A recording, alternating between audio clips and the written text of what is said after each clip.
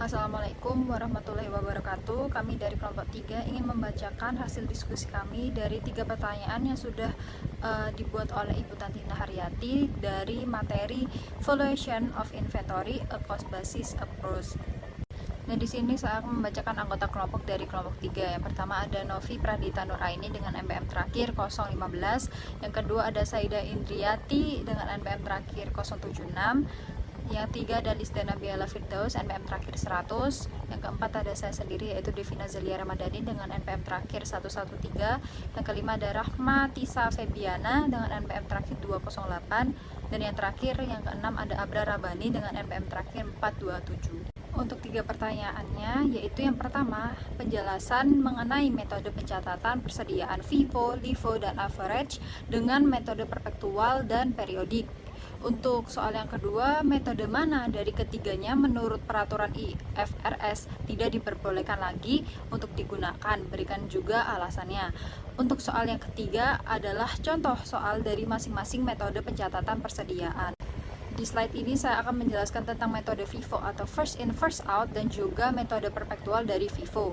Nah, di sini untuk pertama kalinya saya akan membacakan tentang metode FIFO atau first in first out itu apa. Jadi metode ini tuh mengasumsikan bahwa barang yang pertama kali masuk di perusahaan itu akan dijual terlebih dahulu. Yang artinya itu persediaan yang masih tersisa di akhir periode adalah barang yang terakhir dibeli. Dan metode perpektual dari FIFO ini pencatatan persediaan dilakukan secara terus-menerus setiap ada transaksi, jadi kayak real time gitu. Jadi setiap kali terjadi penjualan, sistem itu langsung menghitung HPP atau harga pokok penjualan berdasarkan barang yang pertama kali masuk. Dengan kata lain, barang yang paling awal masuk itu akan otomatis keluar terlebih dahulu. Untuk yang selanjutnya saya akan menjelaskan tentang metode periodik dari FIFO. Jadi tadi udah perpektual dari FIFO, sekarang saya akan menjelaskan tentang periodik dari FIFO. Jadi berbeda dari perpektual. Jadi metode periodik ini pencatatannya tidak dilakukan setiap saat atau enggak real time, melainkan di akhir periode. Jadi perusahaan itu hanya mencatat pembelian dan untuk mengetahui persediaan akhir itu dilakukan perhitungan fisik. Setelah itu baru dihitung harga pokok penjualannya di akhir periode. Dan di slide ini saya akan menjelaskan tentang metode LIFO ya, last in first out, dan juga metode perpektual dari LIFO. Jadi metode LIFO sendiri yaitu last in first out, yang berarti barang yang terakhir masuk itu justru dijual terlebih dahulu, sehingga persediaan akhir yang tersisa adalah barang yang lebih lama. Terus ada metode perpektual dari LIFO. Jadi dalam metode perpektual di LIFO ini setiap transaksi itu langsung dicatat. Saat terjadi penjualan, sistem itu akan menggunakan harga dari barang yang terakhir masuk terlebih dahulu. Jadi stok yang baru dibeli akan dikeluarkan terlebih dahulu. Perkenalkan, saya Saida Indrianti dengan NPM akhir 076. Di sini saya akan melanjutkan penjelasan teman saya tadi yang sudah menjelaskan tentang LIFO perpetual. Nah, di sini saya melanjutkan tentang LIFO periodik. Jadi, dalam sistem periodik ini, pencatatan persediaan itu tidak dilakukan secara terus-menerus setiap terjadi transaksi, tetapi hanya dilakukan saat akhir periode akuntansi, sehingga HPP itu tidak dihitung saat penjualan berlangsung. Selama periode berjalan, pembelian dicatat dalam akun pembelian, sedangkan nilai persediaan dan HPP baru ditentukan pada akhir periode melalui perhitungan fisik persediaan atau stock of name. Penentuan HPP ini dilakukan dengan menggunakan harga pembelian terakhir terlebih dahulu, kemudian dilanjutkan ke pembelian sebelumnya hingga jumlah unit yang terjual itu terpenuhi. Jadi metode ini relatif sederhana dan mudah diterapkan, tapi memiliki keterbatasan karena tidak mampu menyajikan informasi persediaan secara real time sehingga kurang mencerminkan kondisi aktual selama periode berjalan. Selanjutnya saya akan menjelaskan tentang metode average atau rata-rata. Jadi, metode average ini merupakan salah satu metode penilaian persediaan yang juga digunakan untuk menentukan nilai HPP dan persediaan akhir dengan cara menghitung biaya rata-rata tertimbang dari seluruh unit barang yang tersedia untuk dijual selama satu periode. Nah, dalam metode ini, setiap unit barang dianggap memiliki harga perolehan yang sama, yaitu sebesar hasil rata-rata dari seluruh biaya pembelian barang. Jadi, metode ini itu tidak memperhatikan urutan masuk atau keluarnya barang, berbeda dengan metode FIFO dan LIFO yang sudah dijelaskan tadi. Lalu, prinsip utama dalam metode average ini bahwa per unit barang itu ditentukan berdasarkan rata-rata tertimbang yang diperoleh dari pembagian antara total biaya persediaan dengan jumlah unit barang yang tersedia. Jadi dengan menggunakan pendekatan ini, fluktuasi harga yang terjadi selama periode pembelian, baik kenaikan maupun penurunan harga akan diratakan, sehingga menghasilkan nilai yang lebih stabil dan tidak terlalu ekstrim. Metode ini didasarkan pada asumsi bahwa seluruh barang yang tersedia memiliki kontribusi biaya yang sama terhadap barang yang dijual maupun yang masih tersisa sebagai persediaan akhir. Nah, di metode average ini juga bisa melalui dua pendekatan, sama seperti tadi, yaitu average perpetual dan average periodic. Nah, yang pertama ada average perpetual. Dalam metode perpetual ini, harga rata-rata itu dihitung setiap kali terjadi pembelian. Jadi setiap penambahan persediaan akan mengubah nilai rata-rata, sehingga harga per unit akan terus diperbarui sepanjang periode berjalan. Jadi setiap transaksi penjualan dapat langsung dihitung harga pokok penjualannya menggunakan harga rata-rata terbaru yang telah diperbarui tersebut. Metode ini memungkinkan penyajian informasi persediaan yang lebih akurat dan mencerminkan kondisi aktual karena dilakukan pembaruan secara terus-menerus. Lalu ada average periodic.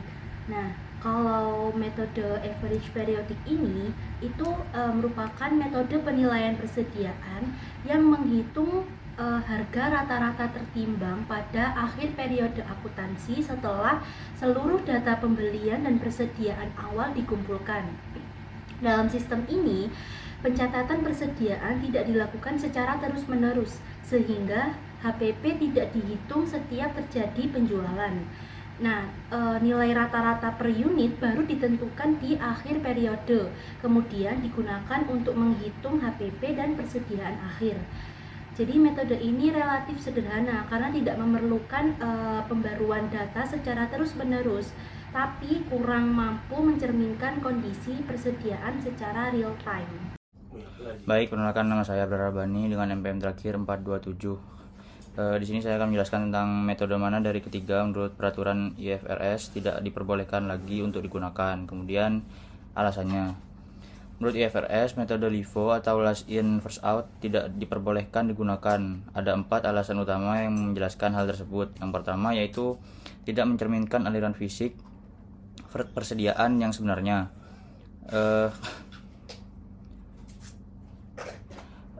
Dalam praktik bisnis sehari-hari, perusahaan umumnya menjual atau menggunakan barang yang lebih lama terlebih dahulu, bukan yang terakhir dibeli. Oleh karena itu, asumsi LIFO dianggap kurang realistis dan tidak sesuai dengan kondisi nyata. Yang kedua yaitu LIFO dapat menyebabkan nilai persediaan dalam laporan keuangan menjadi tidak wajar. Persediaan akhir dihitung berdasarkan harga lama, sehingga nilainya bisa terlalu rendah dibandingkan dengan harga pasar saat ini. Hal ini membuat laporan posisi keuangan tidak mencerminkan kondisi ekonomi yang sebenarnya. Sekian dari saya, selebihnya akan dilanjutkan oleh teman saya.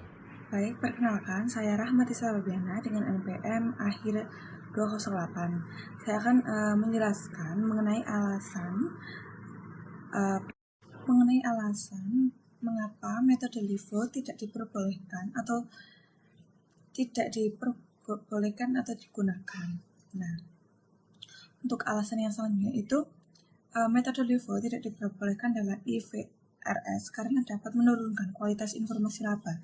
Ketika harga barang mengalami kenaikan, metode LIFO akan dicatat biaya berdasarkan harga terbaru yang lebih tinggi. Akibatnya, beban pokok penjualan menjadi lebih besar dan laba yang dilaporkan menjadi kecil. Kondisi ini itu membuat laba perusahaan tidak mencerminkan kinerja yang sebenarnya, sehingga informasi yang disajikan menjadi kurang relevan bagi pengguna laporan keuangan. Nah, alasan yang terakhir itu penggunaan metode LIFO juga menyulitkan perbandingan laporan keuangan antar perusahaan. Tidak semua perusahaan itu menggunakan metode yang sama, dan karena LIFO ini menghasilkan angka laba dan nilai persediaan yang berbeda dibandingkan metode lain seperti FIFO atau rata-rata, maka laporan keuangan menjadi tidak konsisten. Hal ini bertentangan dengan tujuan IFRS yang ingin menciptakan laporan keuangan transparan dan mudah dibandingkan secara global. Seperti itu. Yang selanjutnya ada contoh soal mengenai metode persediaan LIFO, FIFO, dan average. Yang pertama, kita memiliki data transaksi toko pada bulan Januari. Yang 1 Januari persediaan awal 100 unit sama dengan 10.000. Pada tanggal 10 Januari kita melakukan pembelian sebesar 200 unit sebesar 12.000. Dan yang ketiga ada pada tanggal 20 Januari kita menjual kembali 150 unit atau harga jual 20.000 per unit. Dan yang terakhir ada pada tanggal 25 Januari kita membeli lagi 100 unit yang seharga 13.000. Jika kita menggunakan metode FIFO, yang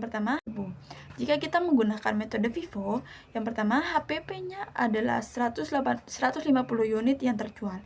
Yang berarti kita harus menghitung 100 unit dari stok 1 Januari. Kita menghitung 100 unit dikali 10.000 sama dengan 1 juta. Yang kedua ada 50 unit dari stok tanggal 10 Januari.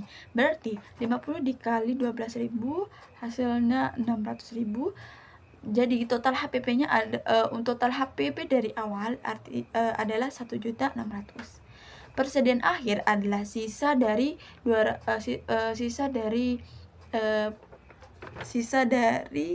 unit yang terjual tersebut, yang berarti 250 unit. Sisa stok pada 10 Januari adalah 150, yang artinya dikalikan dengan 12.000 yang menghasilkan 1.800.000. Dan stok pada tanggal 25 Januari adalah 100.000 dikali 13.000 yang menghasilkan 1.300.000.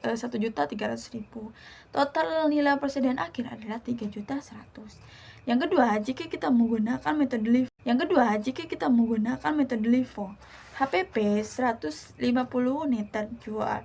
Jadi 150 unit diambil dari stok terbaru saat itu atau 10 Januari. 150 dikali 12.000 yang menghasilkan 1.800.000. Persediaan akhir adalah sisa 250 unit. Nah, stok 1 Januari berarti 100 unit dikali 10.000 yang mendapatkan hasil 1 juta. Dan sisa stok pada tanggal 10 Januari adalah 50 dikali 12.000 yang menghasilkan 600.000. Yang stok pada tanggal 25 Januari artinya 100 dikali 13.000 yang menghasilkan 1.300.000. Berarti total persediaan akhir kita menjumlahkan semuanya yang mendapatkan 2.900.000. Yang ketiga, yang terakhir, kita menggunakan metode average atau rata-rata. Berarti kita menambahkan unit dengan hasil harga. Yang pertama 100 unit tambah dengan 10.000 ditambah dengan 200 unit sebesar 12.000 dan ditambah 100 unit sebesar 13.000 menghasilkan 1 juta ditambah 2.400.000 ditambah 1.300.000 yang menghasilkan 4.700.000. Jika kita metode yang selanjutnya kita menghitung unit, yang artinya 100 ditambah 200 ditambah 100 berarti 400 unit. Jadi 4.700.000 itu atau per unit 400 unit sama dengan 11.750 unit HPP mendapatkan 150 unit terjual. Jadi 150 dikali 11.750 sama dengan 1.762.500. Jadi persediaan akhir yang merupakan 250 unit adalah 250 dikali 11.750 sama dengan 2.937.500. Selanjutnya kita akan menghitung metode FIFO perpetual dari contoh soal tadi.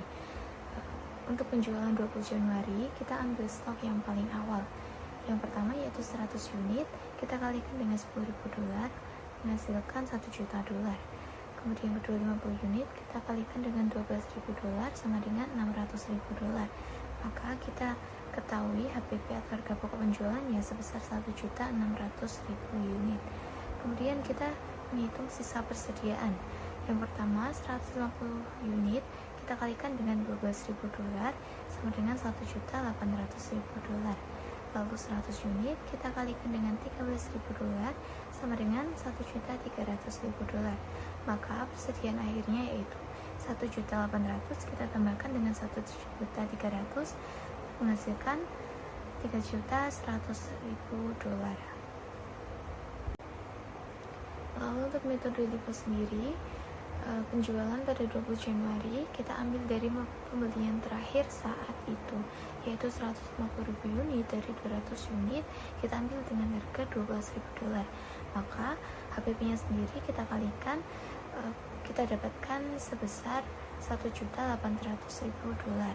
Dan untuk sisa persediaan sendiri 100 unit kita kalikan dengan $10.000 sama dengan $1 juta. 50 unit kita kalikan dengan $12.000 sama dengan $600.000, dan 100 unit kita kalikan dengan $13.000 menghasilkan $1.300.000. Dan ini kita tambahkan, maka kita ketahui persediaan akhir sejumlah $202.900.000. Lanjut ke metode average perpetual. Nah, pada metode ini kita menggunakan penghitungan rata-rata. Setelah pembelian 10 Januari, rata-ratanya 1 juta kita tambahkan dengan 2.400.000, kita bagi dengan 300 unit, maka menghasilkan sebesar $11.333 per unitnya. Kedua, kita hitung penjualannya yaitu 150 kita kalikan dengan $11.333, menghasilkan sebesar $1.700.000. Lalu untuk sisanya sendiri 150 unit kita kalikan dengan 11.333 sama dengan $1.700.000. Nah, setelah pembelian 25 Januari totalnya yaitu $1.700.000, kita tambahkan dengan $1.300.000 sama dengan $3 juta. Dan untuk unitnya sendiri 250 unit, maka persediaan akhirnya yaitu sebesar $3 juta.